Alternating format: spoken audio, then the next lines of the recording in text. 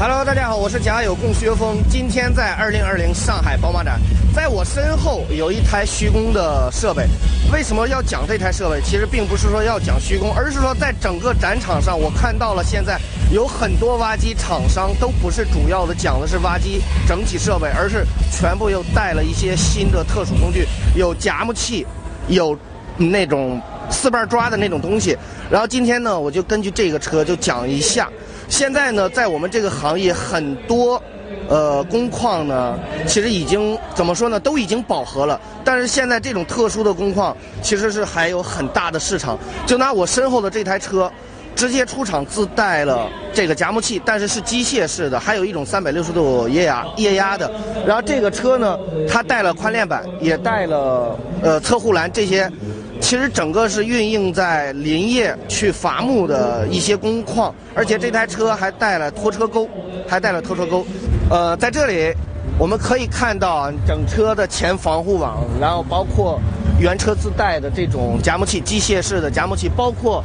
侧边盖也都有了防护栏。这个工况呢，就针对我们挖机行业来说，普通的工况已经不能满足市场需求了，而且现在散户很多，我们的竞争对手很大，所以说在这个时候，我们去加一些特殊的前端数据，给我们自己带来更多的工况，可以完成我们的奋斗目标。在这个时候，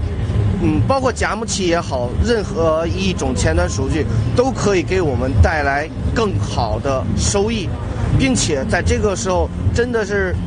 发动机呀，包括整机的性能都需要完美的匹配。可以看到现在挖机的尾部直接带了拖车钩。在这种工况，这种特定的工况有这么一个拖车钩，其实说是拖车钩，只是它要携带伐木之后，可能要拽车呀、拉车呀这些，在一些泥泞的工况里边，运输车是进不去的。在这个时候，需要用挖机直接往外拖，而且看它这个链板是特别宽的1尺的链板，这种抓地力会特别好。另一个，在这些市场竞争如此激烈啊，真的是对于我们这个挖机人养车是属实很难。